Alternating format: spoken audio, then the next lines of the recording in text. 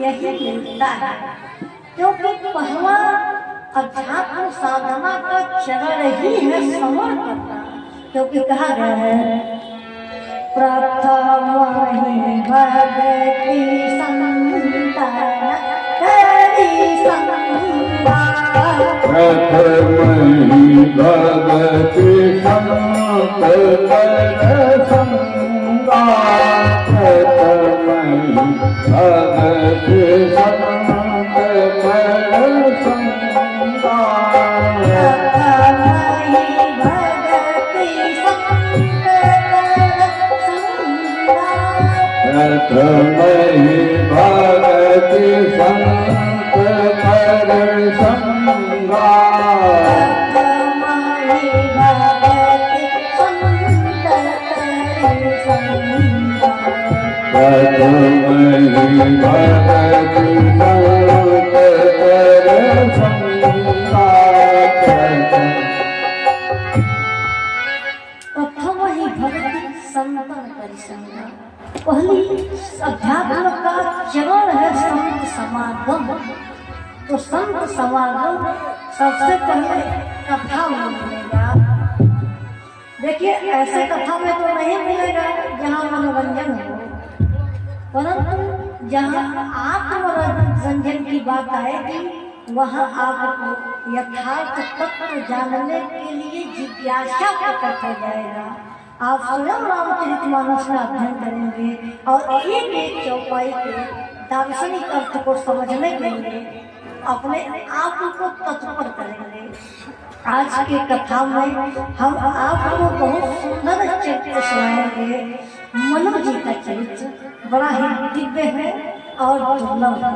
इसे ध्यान से सुने, अपने जीवन में उतारने का प्रयास करें, क्योंकि मनु जी की कथा बड़ी अद्भुत है। कथा सब सुनाएंगे, कहानी बताकर चले जाएंगे, परंतु अध्यात्म दर्शन तर्क जीव ब्रह्म माया का प्राकट्य बहुत हम लोग करते हैं। सो मनु जी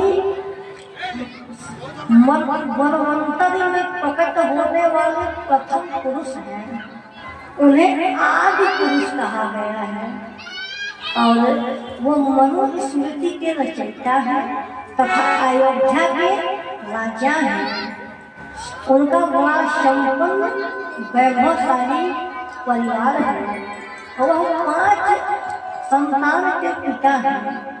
उनकी 3 पुत्रियां हैं तथा 2 पुत्र हैं, उत्तानपाद और देवव्रत। उत्तानपाद देवव्रत जैसे धर्मात्मा पुत्र पाए, ध्रुव जैसे परम तपस्वी पौत्र पाए, परंतु वही मनु जी जब चौथे पर्व में प्रवेश करते हैं तो उनका हृदय ग्लानि से भर जाता है। वो कहते हैं क्या, मोहिन विषय विराग भवन बसत चौथ मन, हृदय बहुत दुख लागी, जन्म गयो हरि भगति बिनु। वो कहते हैं मोहिन विषय विराग भवन बसत चौथ पन, हृदय बहुत दुख लगा। थोड़ा सा दुख नहीं हुआ, बहुत हृदय बहुत दुख लागे, जन्म गयो हर भगति बिनु। भगवान की भक्ति के बिना मेरा जन्म योनि पुत्र पौत्र और वैभवशाली साम्राज्य में व्यतीत हो गया। अब मनु जी ग्लानि से भर गए। मनु जानते कौन है? एक मन तो हम आप हैं, क्योंकि मन में विचरने की क्षमता को ही मन कहते हैं। जब यही मन भोग विलास से परेशान हो जाता है तो वही मन भगवत प्राप्ति की ओर आगे बढ़ने के लिए प्रयास करता है। मानो मनु जी का जो चरित्र है वो इसी बात की ओर संकेत दे रहा है। मनु जी कह रहे हैं अपनी पत्नी शतरूपा से कि हो विषय विराग भवन बसत था चौथपन, हृदय बहुत बदलाग, जन्म गयो है भगत बिनु। थोड़ा सा जानने का प्रयास करें कि विषय क्या है। इस छंद में विषय का जिक्र कि हो है ना विषय, तो विषय है क्या जिससे मनु जी विराग चाहते हैं। यहाँ तो प्रिय राग विराग चाहते हैं। देखिए, इससे विराग अगर हो जाए तो संसार में सर्वत्र सुख ही सुख है। आप भौतिक सुख शब्द स्पर्श रूप रस तथा गंध इसके अतिरिक्त और कहीं से नहीं प्राप्त करते हैं। अगर छठवां कोई विषय होगा तो आप लोग हमको बता दीजिएगा।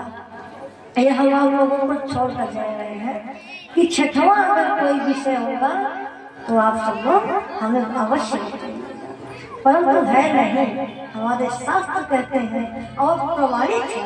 संसार किससे देखते हैं? आँख से। स्वाद किससे चखते हैं? जीभ से। और स्पर्श की अनुभूति किससे करते हैं? त्वचा से। सब हमको सुनते किससे है?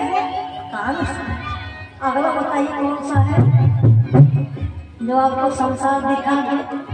और कुछ है क्या? और दूसरा कुछ नहीं है।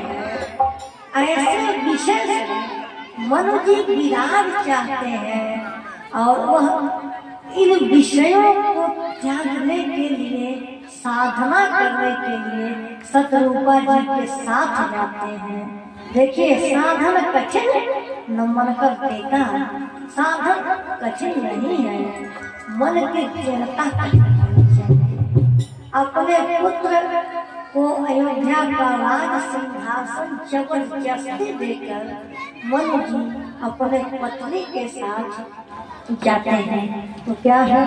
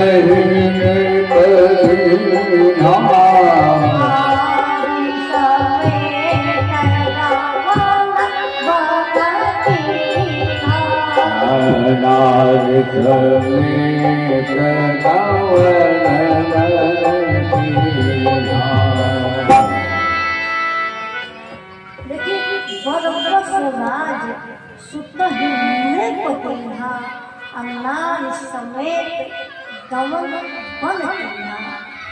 वह अपनी अर्धांगिनी सतरूपा जी के साथ अपने पुत्र को राज सिंहासन जबरदस्ती सौंपकर साधना करने के लिए चले जाते। अच्छा, विषय आप लोग समझ लीजिए विषय है क्या जिससे मनु जी विराग चाहते हैं। अब वो साधना में प्रवृत्त हो रहे हैं। अभी हम आपको बताए हैं कि मन को देव थे, वो हमारा संकेत दे रहे हैं कि ऐसे ही जब मन विषय से उब जाता है तो वह अनुरागी बनके साधना के मार्ग में प्रवृत्त हो जाता है। क्योंकि 12 बार आपके विजातीय प्रवृत्तियों से लड़ते हैं तो आपसे द्वंद्व को सहन करना ही तप है। जैसे बहुत तेज गर्मी हो रहा है तो आप बाधित हो गए, अरे हमको गर्मी हो रहा है। बहुत तेज ठंडी पड़ रहा है, परेशान हो गए, बहुत ठंडी पड़ रहा है। वर्षा में भीग गए तो तबाह। ऐसे दोनों को सहना, चाहे गर्मी हो, चाहे ठंडी हो, चाहे वर्षा हो, हानि लाभ जय पराजय सुख दुख, इसको एक समान समझना की अवस्था को ही तप कहते हैं। क्योंकि सुख दुखे समिति लाभा लाभो जया जयो ततो युद्धाय युजस्व नैवं पापं वाप्स्यसि। अर्थात हानि लाभ जय पराजय सुख दुख इसके द्वंद्व को सहना ही तप है। मनु जी ऐसे ही सजाती विजाती प्रवृत्तियों का दमन करने के लिए शत्रुपा जी के साथ तप करने के लिए गए नैमी सागर यौवन में। वहाँ जाते हैं 12 अक्षर ओम नमो भगवते वासुदेवाय का जप करते हैं, अखंड साधना करते हैं।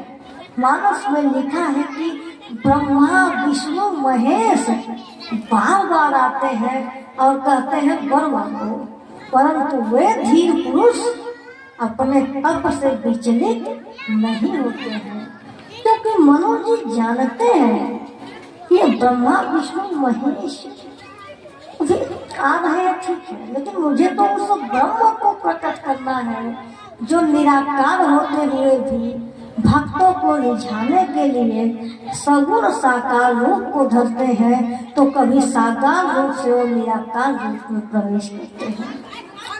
पुनः मनु जी अपनी तपस्या को आरंभ करते ही रहते हैं, वो अपने साधना से नहीं दिखते।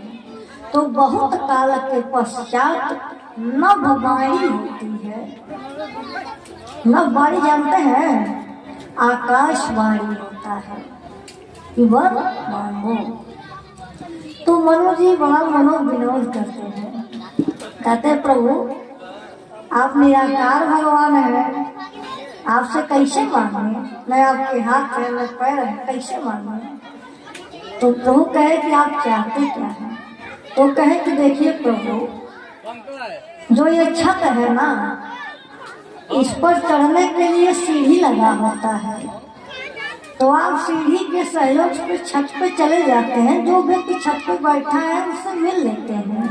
तो जो ज्ञान है, ध्यान है, साधना है, समाधि है, तपस्या है, वो ज्ञानियों के लिए जाने वाली सीढ़ी है। परंतु जो भक्त हैं बेचारे, वो कैसे प्रभु का दर्शन करें। तो क्या जो व्यक्ति छत पे है वो नीचे नहीं आ सकता है क्या। तो हे प्रभु आप जो आप प्रकट आप जिस रूप में है, अब आप साकार रूप में आ जाए ताकि हम आपका दर्शन कर ले, हमारी अवस्था हो जाए एक अनुरागी की। क्या हरि गुण गावत पुलक शरीरा, वचन पुलक शरीरा, हरि गुण गावत पुलक शरीरा, हरि गुण गावत पुलक शरीरा, हरि गुण गावत पुलक शरीरा, गद गद गिरा बहरि नीरा, गद गद मायो नयन से नीरा, गद गद नयन से नीरा। हरि गुण गावत पुलक शरीरा, गद गद गिरा बहर नयन नीरा। हमारे नयन से अश्रुधार बहे और हम अनुराग के शिखर पर पहुंच जाए, ऐसे अवस्था को मुझे दीजिए। और हे परमेश्वर आप कृपा करके सगुण रूप में प्रकट हो। भगवान अपने भक्त की इच्छा पूर्ति के लिए सगुण रूप में शंख चक्र और गदाधर प्रकट है। क्या शंख चक्र और गदा पद्मधर लीलाधर जगधारण स्वयं चतुर्भुज रूप में प्रकटे श्री नारायण। निराकार से आज हुए साकार रूप में दर्शन, धन्य हो गए नयन दर्श कर, असफल हो गया नयन। हमारा जो नयन है वो सफल हो गया और हमारा जो जीवन है वो धन्य हो गया। प्रेम से बोलो जय श्री राम। लेकिन बीच बीच में जयकारा लगाते रहे, नहीं तो माया आएंगी आपको सुना देंगी, या तो कुछ लोग उठ के चले जाएंगे, क्योंकि कथा में बड़ा विघ्न पड़ता है। सुनने में मन नहीं लगता है लोगों का, क्योंकि जो कान है वो आपका कान अभ्यस्त हो गया है संसारिक विषय को सुनने के लिए, तो ब्रह्म चर्चा कैसे अच्छा लगेगा। अतः प्रेम से बोले जय श्री राम। तो मनु जी प्रार्थना किए, प्रभु साकार रूप में प्रकट हुए। प्रभु जी कहे कि वर मांगो, वर मांगो। तो मनु जी बड़ा संकुचित अवस्था में कहते हैं, जैसे आप लोग अपनो जी कहे प्रभु प्रकट हो, परंतु जब वर मांगने की बात आई तो मनु जी थोड़ा संकोच में आ गए। धन्य है ऐसी व्यक्ति, पूरे इतिहास में कहीं आपको नहीं मिलेगा। और जैसे आप किसी के घर जाए कुछ मांगने, तो पहले खूब लंबा चौड़ा भूमिका बनाते होंगे, अरे आपके घर जा रहे थे ऐसे ही आना हो गया, अगर आपकी कृपा हो तो मुझे कुछ दे दीजिए। ऐसे ही मनु जी जब प्रभु कहते हैं वर मांगो तो कहते हैं क्या, सो तुम जानहु अंतरयामी, सो तुम जानहु अंतरयामी, सो तुम जानहु अंतरयामी, सो तुम जानहु अंतरयामी,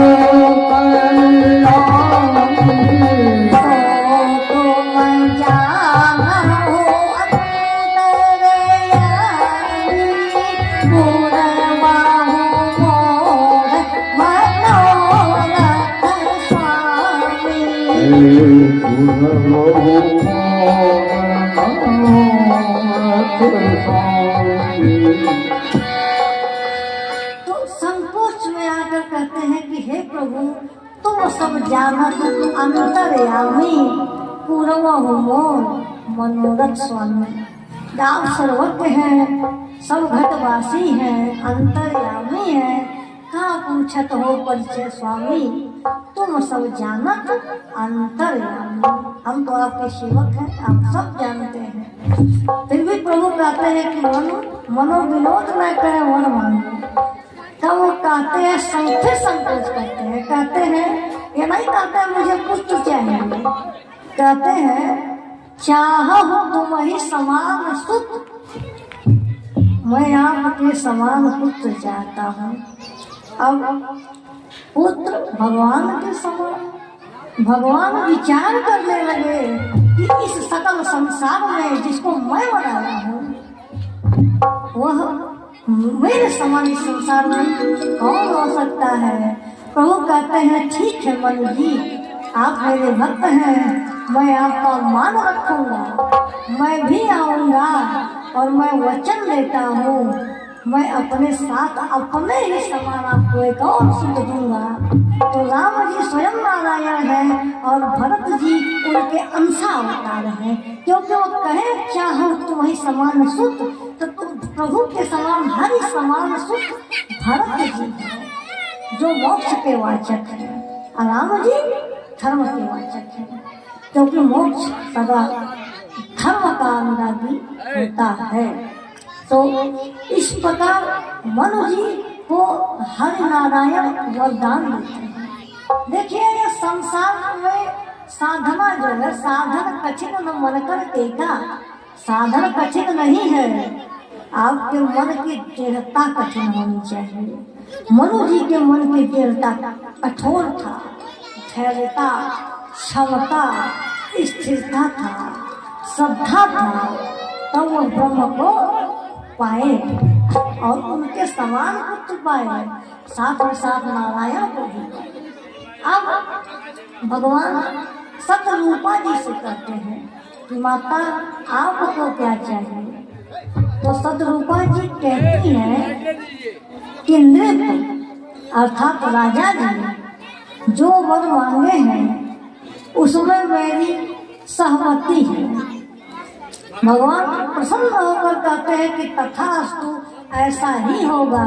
परंतु मैं माता आपको एक और वरदान देता हूँ, अतिरिक्त वरदान देता हूँ कि ये जो आपका अलौकिक विवेक है वो नष्ट नहीं होगा। तो क्या कहते हैं,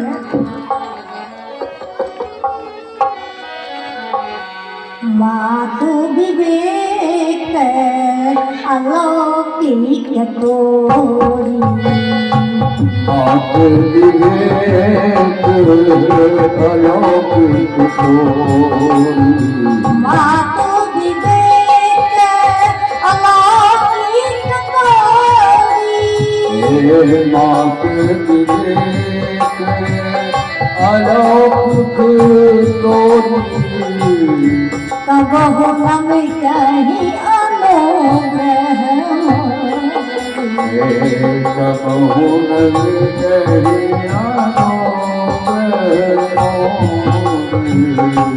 कबहु न मिटहि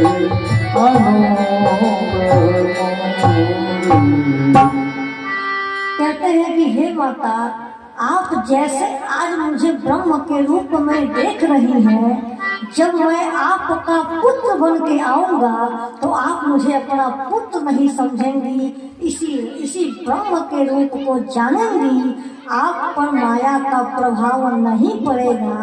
ऐसा प्रभु उनको वरदान देते हैं।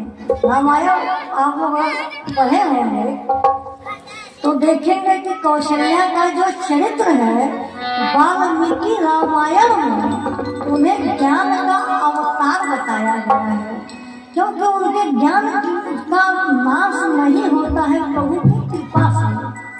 मानो ये चरित्र आपको संकेत दे रहा है कि जो ज्ञान मनु के अंदर था, जो शत्रुपा के अंदर था, वही ज्ञान आपके अंदर है, क्योंकि सब घट व्यापे साइया सुनी सेज न कोय, बलिहारी वाघट की चावे प्रकट होय। तो ये हम सभी ईश्वर के अंश हैं, ईश्वर अंश जीव अविनाशी। साधना करेंगे तो आदि कौशल्या को ही अपने रूप में पाएंगे, क्योंकि ये साधना का ही विषय है। इसलिए उनका अलौकिक विवेक नहीं नष्ट हुआ। सकल संसार के जीव का विवेक नष्ट नहीं होता है, केवल उस पे माया का पर्दा पड़ जाता है। जैसे आप अपने पुराने घर में ताला बंद कर देंगे, 10 साल बाद उस घर को देखेंगे तो दुनिया भर के पर्दा बैठा होगा। उसी प्रकार आपका ज्ञानमय कोष माया के कचरा से ढका हुआ है। आपके अंदर जो अलौकिक विवेक है वह नहीं नष्ट हुआ। गीता में प्रमाण है, सूची नाम श्री बताम दिहे योगो भ्रष्टो अपी जायते।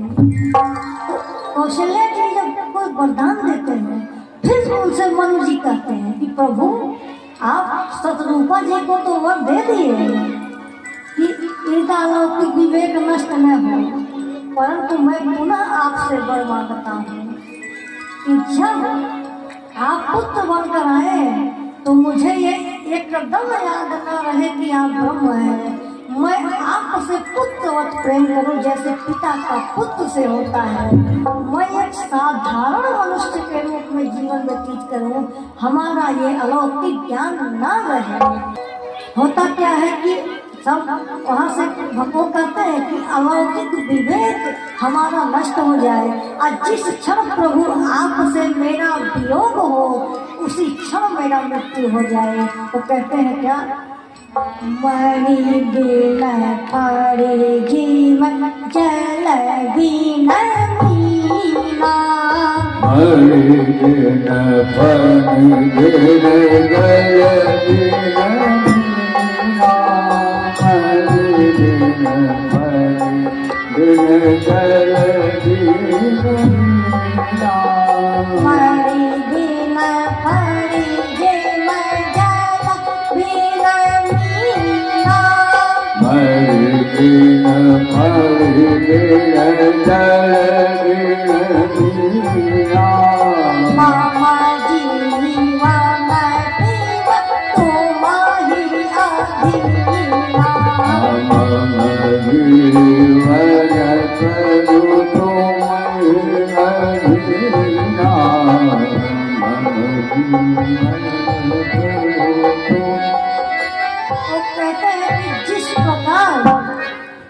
प्रकार मृत के बिना सर्प और जल के बिना मीन नहीं रहता है। देखिए यहाँ उपमा अलंकार का प्रयोग है हिंदी शास्त्र के दृष्टि से।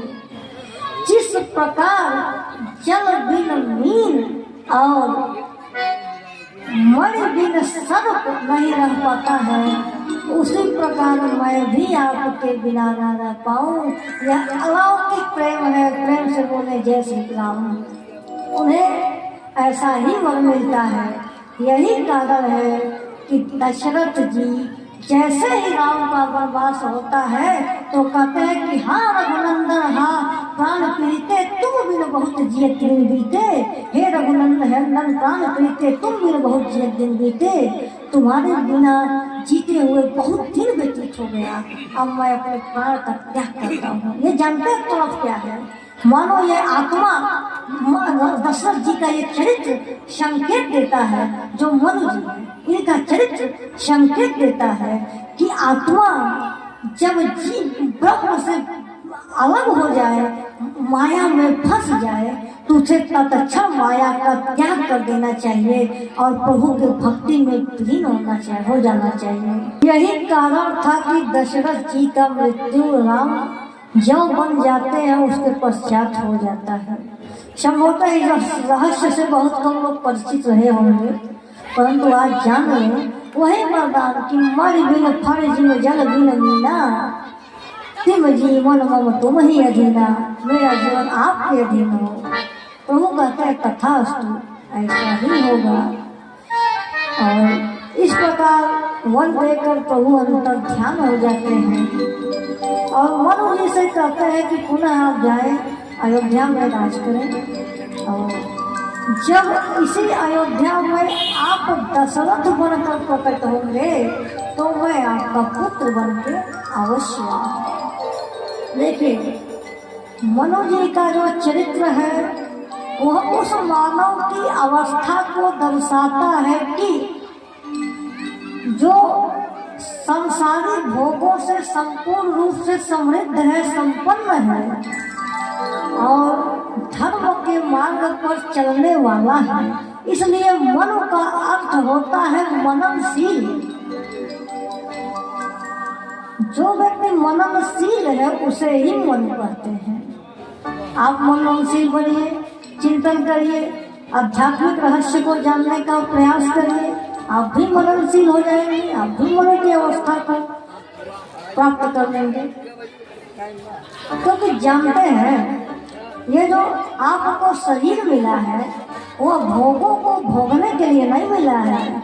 भोगों को भोगिए परंतु योगी के तरह भोगिए। जैसे कमल का पुष्प जल में रहता हुआ भी उसके पत्ते पर जल का एक बूंद नहीं पड़ता है, इसे कहा गया है होने लिप्त जो कर्मों का योगा आचरण कर जिन इंद्रियों द्वारा। जिसने मन से इंद्रिया जीती इंद्रियों से जो पुरुष न हारा। साथ रहे पंच इंद्रियों के, साथ रहे पंच इंद्रियों के, फिर भी पंच इंद्रियों से रहे न्यारा। कर्म के ऐसे योगी को शास्त्रों में नरोत्तम कहते पुकारा। कर्म के ऐसे योगी को शास्त्रों में नरोत्तम कहते पुकारा। हो निर्लिप्त जो कर्म का योगा, जो कर्म योगी महापुरुष है, आचरण करे जिन इंद्रियों द्वारा, वो जिस भी इंद्री से भोगों को भोगने के लिए प्रवृत्त होता है वो उसी प्रकार प्रवृत्त होता है जैसे कमल का पुष्प जल में रहता हुआ जल से पृथक है। एक बूंद भी उसके पत्ते पर नहीं पड़ते हैं। वह ड्रामा देखने जाएगा, देख कर चलाएगा, उसके मन में कोई विकार नहीं आएगा।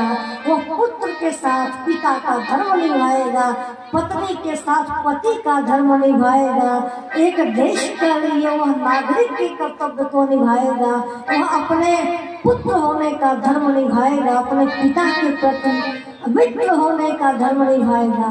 समस्त सांसारिक कर्म को करता हुआ भी वह संसार में नहीं बंधेगा, क्योंकि हो निर्लिप्त जो कर्म का योगा आचरण करे जिन इंद्रियों द्वारा, वह जिस इंद्रिय से विषय को भोगेगा उससे वो निर्लेप रहेगा, क्योंकि वह मन से मननशील है, वही मनु है। प्रेम से बोले जय श्री राम। मन कौन है? जो मननशील है वही तो मन है। क्या है कि सर्व कामनाओं को तज देता है और संसार से मुख को मोड़ लेता है, फिर भी वो कर्म को करता है। देखिए, हमारे बातों का अर्थ या मत लीजिएगा कि वो संसार को जगत से मुख मोड़ लेगा तो साधु और सन्यासी बन जाएगा, ऐसा नहीं है। क्योंकि यह साधु सन्यासी एक अवस्था है, वस्त्र परिवर्तन करने का नाम सन्यास नहीं है, गाना गाने का नाम भजन भी नहीं है, क्योंकि भजन करने से आता है।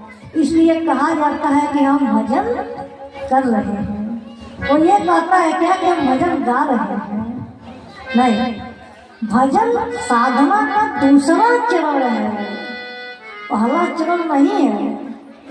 पहला चरण है नाम जप। नाम को जप कर अंतःकरण को जब शुद्ध कर लेंगे तब भजन का क्रम आरंभ होगा। और उसको गाना नहीं पड़ेगा, आप मन से मनन करेंगे तब मनु बन जाएंगे, क्योंकि यही मनु का संकेत है। मनु की कहानी सुन लेने से कुछ नहीं होगा। राजा थे, मनु अयोध्या के थे, तपस्या किए, भगवान प्रकट हुए, वरदान दिए, फिर वही मनु जी दशरथ हुए। वो सारा संसार जान रहा है, तो क्या मतलब है उससे? मतलब तो तब बनेगा जब आप साधना करेंगे, उस अवस्था तक पहुंचने का प्रयास करेंगे। आप वही मनु है, हम वही मनु है, आप वही शत्रुपा है, दशरथ है, राम है, भरत है, लक्ष्मण है, शत्रुघ्न है, अर्जुन है, कृष्ण है। परंतु कब है? जब साधन कठिन न मन करतेगा। जब साधन कठिन नहीं, मन की दृढ़ता कठिन हो जाएगी। नाम जप करेंगे, भजन में प्रवृत्त होंगे, भजन से मन का शमन, इंद्रियों का दमन, धारावाहिक चिंतन होने लगेगा, तब मनुष्य ब्रह्म प्राप्ति कर पाएगा। देखिए, सुने हैं ना आप, विषमोह है ना विषय विराग। तो जो एक साधक व्यक्ति है, जो मननशील व्यक्ति है, वो विषयों में प्रवृत्त होने को रात कहता है और विषय से निवृत्त होने को दिन कहता है। हमारे लिए जो रात दिन है, वह एक साधक के लिए रात और दिन नहीं है। जैसे सांसारिक मनुष्य दिन में क्या होता है कि वो काम करता है, रात को सो जाता है, परंतु योगियों के लिए जागना सोना महत्वपूर्ण नहीं है। जब विषय से निवृत्ति हो जाए, भोग से विराग हो जाए, तब आप योगी बनेंगे और तब सच्चे अर्थ में आप जागेंगे। अभी सब लोग सो रहे हैं, भले दिन में आप जाग रहे हैं, काम कर रहे हैं, परंतु मूल रूप से तो सोए हुए हैं ना। इसलिए मनु जी कहे कि हो ही न विषय विराग, भवन बसत भा चौथपन, हृदय बहुत दुख लाग, जन्म गयो हरि भगत। इसीलिए कहा गया है गीता में कि शा निशा सर्वभूतानां तस्यम जागर्ति संयमे, तस्याम जागर्ति संयमे, शा निशा पश्यतो मुनि। अर्थात एक मुनि, एक योगी जब सारा संसार सोता है तो वह जागता है, और जब सारा संसार जागता है तो वह ब्रह्म का चिंतन करता है। प्रेम से बोले जय श्री राम। जोगी भोगी सोए जोगी पाए, जो भोगी खोए जोगी पाए, भोगी सोए जोगी जागे, जोगी सोए भोगी पाए। जोगी सोए भोगी जागे, भोगी जग पाए, जोगी पाए। जो कुछ भोगी सोए जोगी जागे, भोगी खोए जोगी पाए। भोगी सोए जोगी पाए जोगी खोए एक ही रात को भोगी जोगी, एक ही रात को भोगी जोगी हाँ एक ही रात को भोगी जोगी, एक ही रात को भोगी जोगी अपने अपने ढंग से बिताए, अपने अपने ढंग से बिताए भोगी सोए जोगी जागे, जो भोगी खोए जोगी पाए। जो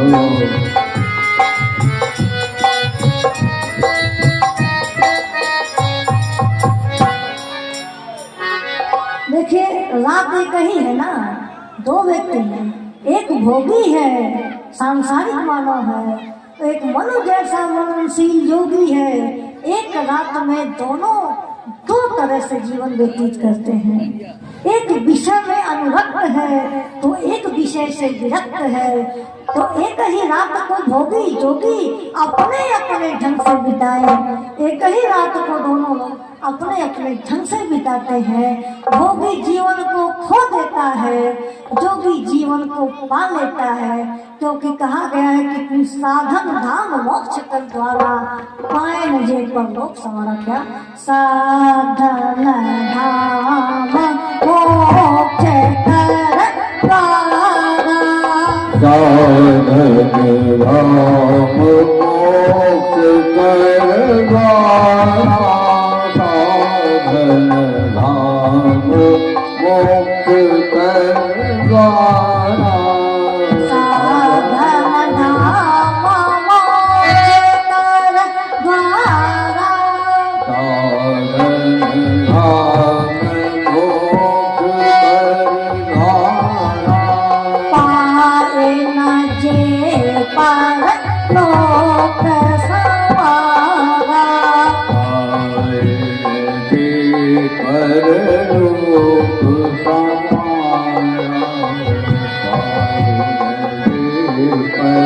परलोक संवारा, साधन धाम मोक्ष कर द्वारा पाए न जे परलोक संवारा। यह मानव का जो शरीर है वह साधन धाम है तथा मोक्ष का द्वार है। देवता भी शरीर को प्राप्त करने के लिए तरसते हैं। सूर्यपुत्र मन स्वयं तरसते थे, इसलिए तो मनु के रूप में आए, क्योंकि ये ब्रह्मा जी के मानस पुत्र हैं। मन का अर्थ होता है मननशील, जिसके जीवन में मननशीलता आ जाएगी, संसार के प्रति चिंता न करके ब्रह्म के प्रति चिंतन करने लगेगा, वही मानव मन बन जाएगा। इसलिए मन का अर्थ मननशील होता है, जिसके अंदर सुर में विचरने की क्षमता आ जाएगी वही मन हो जाएगा। तो कहा गया है बड़े भाग मानुष तन पावा, बड़े भाग मानुष तन पावा, बड़े भाग मानुष तन पावा, बड़े भाग मानुष तन पावा, बड़े भाग मानुष तन पावा, सुर दुर्लभ सदगम हरिदावा,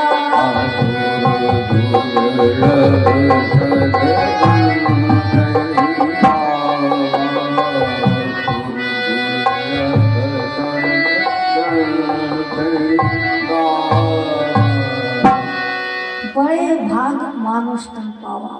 बड़े पुण्य प्रताप से मनुष्य का योनि प्राप्त होता है। कहा जाता है 84 लाख योनियों में मनुष्य भ्रमण करता है, तब मनुष्य के जीवन को प्राप्त करता है। और इस मानव टोला में आता है तो उसका ध्येय क्या है, जीवन का लक्ष्य क्या है, उद्देश्य क्या है, यही कथा बताती है। कथा का यही महात्मा है कि यदि आप कथा में आए हैं तो तो इसे ही सुनकर जाएंगे। अभी जो चीज़ें आपको हम बता रहे हैं वह मनोरंजन का विषय नहीं है, वह आत्मरंजन का विषय है। क्योंकि निज हित सुनो और फिर गुनो ले जाके मन और प्राण तक। आप लोग इसे सुनिए, गुनिए, निज हित सुनिए, निज हित गुनिए, ले जाइए अपने मन और प्राण तक। अपने मन, प्राण तथा आत्मा एवं हृदय तक हमारी बात का चिंतन करें। कथा सुनकर जाए, इस पर अवश्य विचार करें।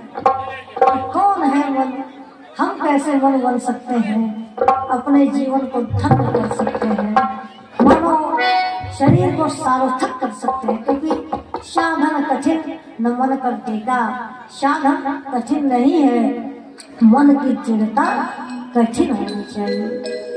मनु जी की कथा यह दर्शाता है कि भगवान के अवतार का यह एक हेतु बना, यह एक कारण बना था।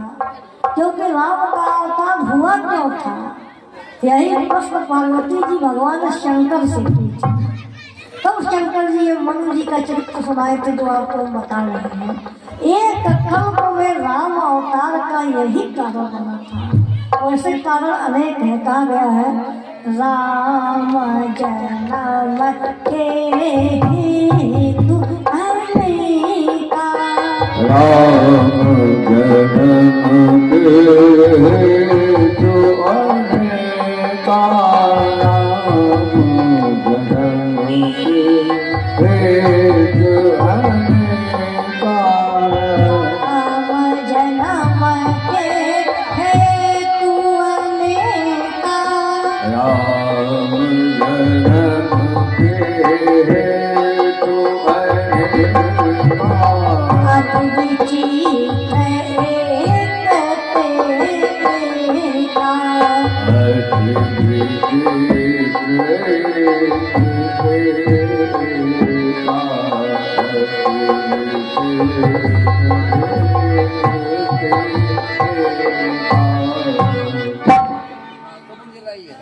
अति विचित्र एक देखा। तो यहाँ समय के अनुसार मनु जी का जो चरित्र है, जो प्रसंग है, वो भी समाप्त हुआ।